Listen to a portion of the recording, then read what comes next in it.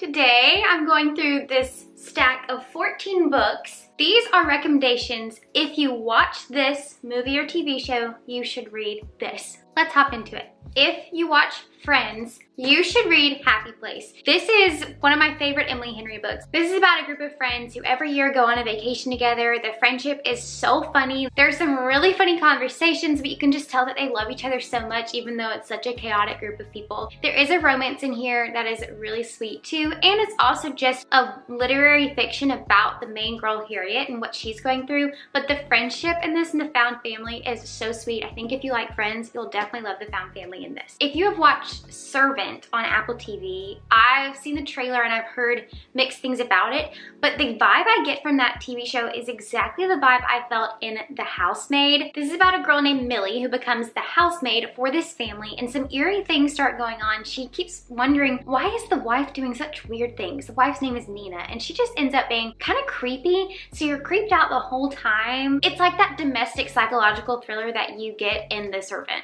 If you've ever seen Criminal Minds, you need to read the Natural series. I've heard this is young adult Criminal Minds. This is about a group of prodigy children. I shouldn't say children, they're like teenagers. They get recruited into this special group that's part of the FBI. They have these unique talents that they put together to solve cold cases, but then of course they get dragged into active cases. Our main girl is a profiler. There's two profilers. There's one person who can read emotions really well. There's one lie detector gal, and then there's one girl who's really good with math. It's really good found family as well, but there are some hardcore cases that they deal with in this. If you've ever seen the movie Leave the World Behind, which I think is a newer movie, or if you've seen Manifest, those two just really remind me of like end of world stuff and kind of dystopian, then you should read The Measure. This is not technically dystopian, it's not a fantasy book, but I feel like the plot is super similar to like end of world movies and TV shows you see. One day, everyone receives a box on their doorstep, and inside the box is a string. People determine that those strings determine the length of your life. If you have a long string, you're gonna live a long life, but if you have a short string, that's not very good. It made me think really hard because we actually all have strings, we just don't know the length of our strings, so why not live like we have a short string? Or why not treat other people like they have a short string? Be kind to people. Use your life that you've been given to glorify God and do it to the best of your ability. This really just made me think, even though it's not a biblical book, it really just made me ponder a lot of things. It's also just a character study. There's a really big cast of characters in this. Some of them have short strings, some of them have long strings. They have relationships with each other. It's a beautiful story, actually. It's written so beautifully. And if you like kind of like end of world times, it just kind of makes you think a lot, this is the book for you. Now hear me out. This might be a little far-fetched, but if you like The Parent Trap and that feeling of going to summer camp, but make it older, The Summer of Broken Rules. Hear me out. The Summer of Broken Rules is not technically a summer camp. The main girl's name is Meredith, and it's a campground that her family goes to every summer. They have like a month there, just hanging out, chilling at the beach or the lake, playing games. They play assassin throughout the whole summer. But this time there's a wedding at the campground. One of the cousins is getting married. It just reminds me of The Parent Trap in a lot of ways. That summer camp feeling, but also a wedding happening, but make it older. Like these people are out of high school, and there's a really cute romance in this. It's really sweet, but it gives me that summer camp Parent Trap vibes. I try not to use the word vibes, but I feel like it just fits this video.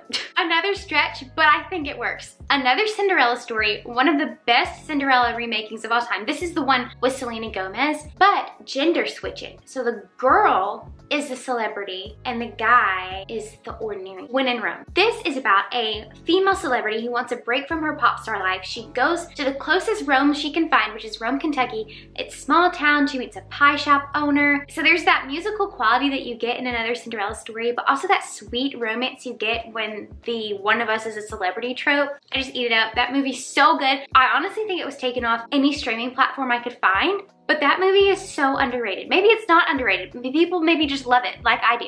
I love it. If Callie, if you're watching this, I know that's one of your favorite movies. And when we room together, we're going to somehow watch that movie together. Anyway, When in Rome, fantastic book. This is one of my 5-star reads. If you like the cowboy, cowgirl, romancy movies like Cowgirls and Angels, and the Cowgirls and Angels 2 movie is really good too. Or if you've watched Heartland, which is a TV show, but it's a cowboy romance set on a ranch.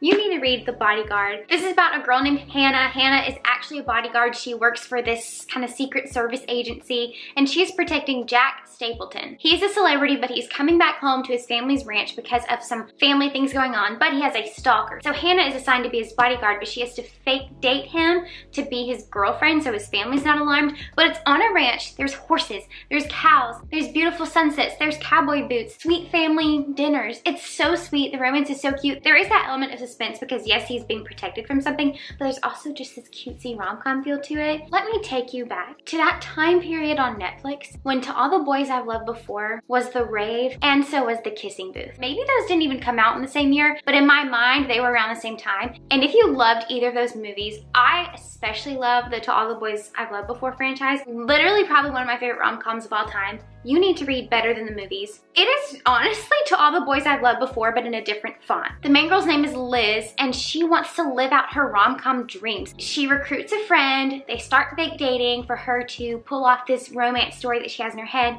but romance story doesn't always go how she thinks it's going to go. I love fake dating this. It's so sweet. It's a young adult, super fast paced. You can fly through it. This is a 5-star read of mine. The cover is adorable. Please read it. If you like any procedural crime drama show like SWAT, Chicago PD, FBI, you need to read honestly any D. Henderson book, but start with this one. This is full disclosure. This is about 2 FBI agents that get put on the same murder case. There's a romance that strikes up, but also they're dealing with some hardcore crimes. You follow along the procedure of how they figure out who does the crimes. So yes, it is a mystery book, but there's a subplot of romance that I just eat up. This is another stretch, but hear me out. If you watch The Bachelor, you need to read the Selection series. This is a young adult dystopian fantasy series, but it's The Bachelor. You have the prince, the bachelor, who is dating all these women at once, the contestants, to become his bride, aka get engaged, get that final rose. Side note, I've never seen The Bachelor except for this season. This is my first time ever watching The Bachelor. I honestly have so many thoughts, but it's definitely not the type of show I thought it was.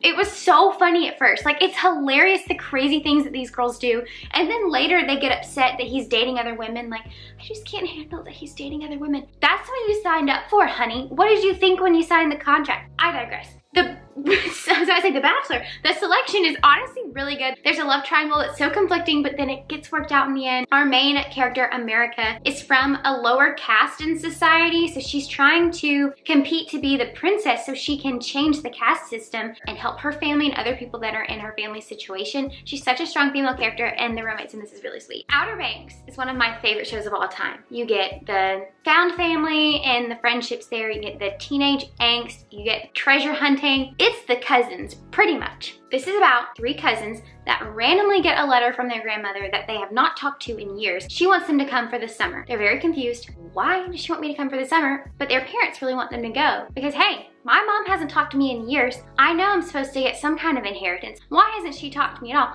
I need to know what's going on, so you're gonna go. The cousins go to this island resort for the summer to work there, but also get to know their grandmother more. There's mysteries, there's secrets behind the scenes, there's evil lurking in the background. There is that found family trope though.